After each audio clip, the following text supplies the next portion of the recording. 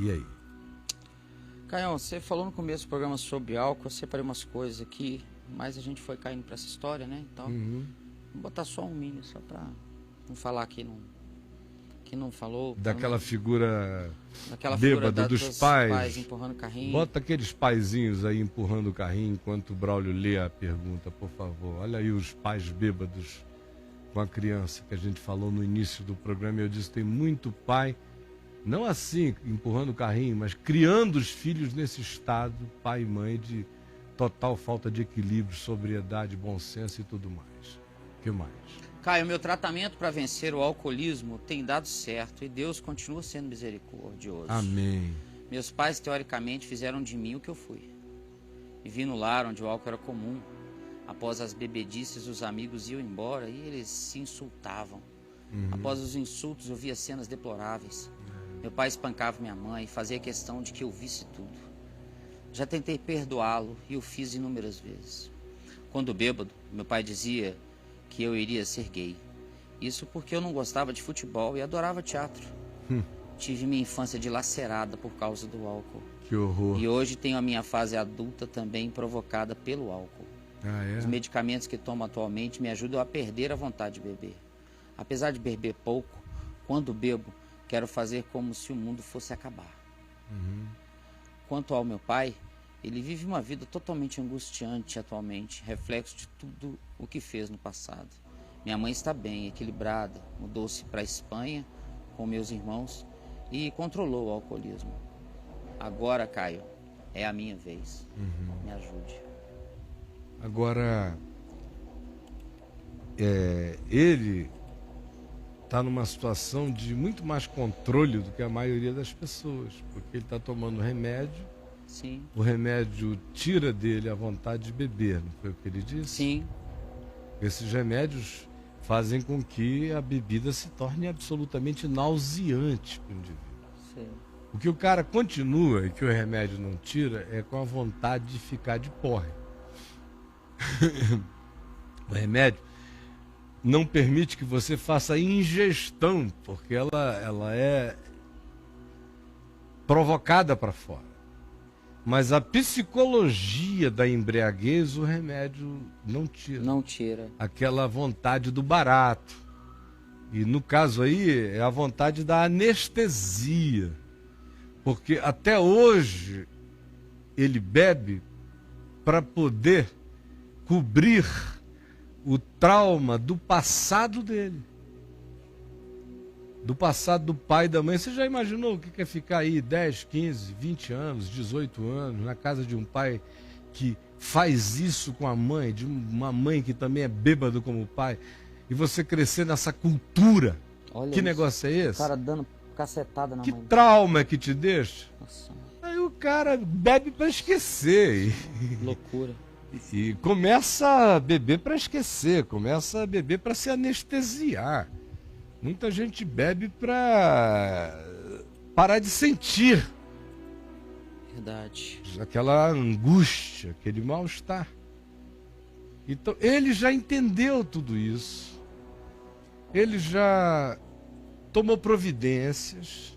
Agora ele tem que tomar uma última decisão, que é não beber nunca mais. Porque eu posso tomar uma cerveja como eu tomei ontem. Eu tomei 3 latinhas de cerveja.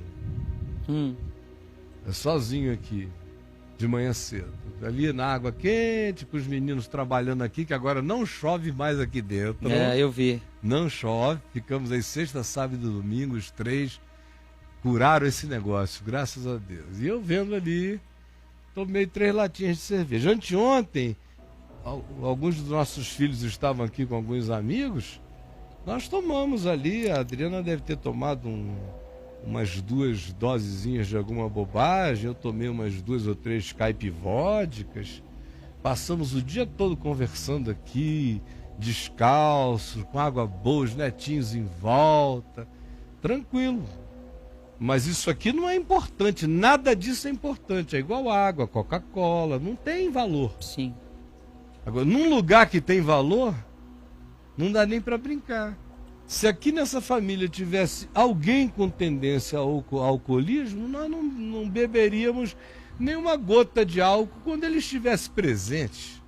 Porque para esse cara, esse negócio é fissurante para quem é. Só que a recomendação do Novo Testamento não é a abstinência de nada. A recomendação do Novo Testamento é a moderação, o equilíbrio e o bom senso em relação a tudo. Você tem que ter temperança e domínio próprio. Você tem que ser o senhor do que você come, do que você bebe, do que você faz. Isso é ser crente, isso é ser gente de Deus, isso é ser gente madura. Tem pessoas, há pessoas todavia, que são maduras o suficiente para já terem entendido que no caso orgânico, hereditário e familiar delas, elas carregam uma propensão adoecida para o alcoolismo. Vou dar um exemplo aqui de um santo, que muita gente conhece, outros não. Reverendo Antônio Elias, que foi, depois do meu pai, o homem que mais influenciou minha vida, um homem de Deus. Ele, várias vezes, a gente ali bebendo um vinhozinho com os filhos dele, nós, não sei o que, às vezes você falava com ele se ele queria provar, ele dizia, não, muito obrigado, meu filho. Aí eu nunca entendi, porque ele era um cara tão cabeça feita, tão tranquilo, tão equilibrado, tão sem legalismo, tão sem nada disso, que um dia eu perguntei a ele, reverendo, por que o senhor não toma?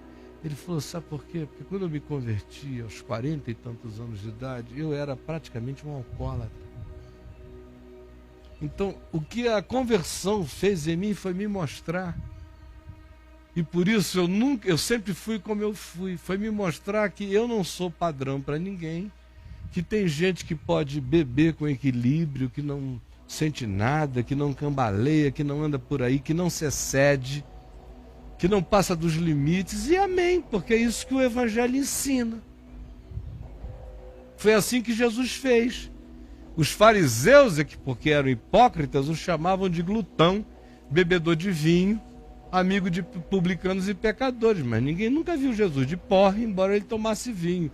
Nunca ninguém disse que Jesus estava gordíssimo e obeso, de tanto que ele comesse por aí, não. Era exagero dos religiosos malignos contra ele. Mas ele ensinou que com ação de graças, com equilíbrio, com bom senso, todas as coisas são santificadas. E ele me disse, esse é o Evangelho. Agora, o Evangelho me ensina que se algo me faz tropeçar, que eu corte de mim.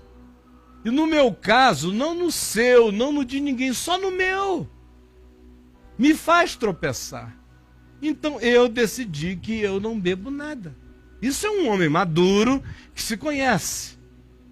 E que não transforma o seu problema, a sua fraqueza pessoal, numa doutrina universal para oprimir o próximo. Porque o Novo Testamento não ensina abstinência, ensina o equilíbrio e o bom senso. Então ele é que tem que aprender que ele nunca mais poderá beber. Ele não pode. Somente ele. E eu espero que ele não se torne chato de querer fazer com que todo mundo perto dele nunca mais beba nada só porque ele não pode. E a você eu digo, meu irmão, não beba porque você não pode. Não beba mesmo. Quem carrega os traços do que você definiu não pode beber. Para você o Evangelho diz, corte a bebida. Para quem não é como você, o Evangelho diz, não se exceda, seja moderado, seja equilibrado, não vos embriagueis com vinho, mas enchei-vos do Espírito. Não diz, nunca bebais vinho, diz, não vos embriagueis. Então quem é de Jesus, eu sei que no Facebook vai ter gente dizendo que eu sou um herege, tem uns malucos aí que vão pegar, como essa semana pegaram e disseram, olha aqui, Caio Fábio Pinguço, tá aqui já. bebe, não sei o que, bababá, bababá. Vocês são todos mentirosos, vocês vão se entender com o Espírito Santo, grave, sério, e eu não estou brincando quando eu estou dizendo isso, todos vocês vão se entender com o Espírito de Deus. Tem alguns de vocês que andam blasfemando contra o Evangelho horrivelmente em relação a mim. Vocês estão perdoados, Agora, o bumerangue pode voltar e vocês podem ter que aprender de uma maneira horrível as loucuras que estão fazendo, mas eu não estou nem aí. Eu vou continuar pregando o evangelho assim, dizendo, quem não pode beber, não pode. Quem pode, eu vou dizer, seja moderado. Mas na minha boca, o evangelho não vai ser o discurso dos tarados. Jamais. Acabou o nosso tempo. Mas já mandaram aqui, só para despedir. Não. Acho verdadeiramente horrível o que você está falando. Eu sabia. O Novo Testamento nos diz para sermos sóbrios, e sobriedade é não beber. E o que você está falando é péssimo para aqueles que são eu vou dizer, é doentes. péssimo, mas você não senta aqui. Quem senta aqui sou eu. Quem é ouvido sou eu. Milhões me ouvem há muito tempo e você não fala pela minha boca. Eu falo, pela minha boca fala o Espírito Santo e vocês morram de agonia. Mas o evangelho não vai ser legalizado, não vai ser transformado em porcaria denominacional na minha boca. Eu vou morrer pregando Jesus e você, espero que não morra, dizendo, sabe o quê? Eis aí um glutão, amigo de publicanos e pecadores, porque foi acerca deles que Jesus disse, cuidado para vocês não pegarem contra o Espírito Santo. Olha nos meus olhos e vê se tem um pingo de vacilo. Te chamo para a presença do trono, no juízo final. Vamos ver quem fica em pé, na presença do Deus da luz, você e todo mundo.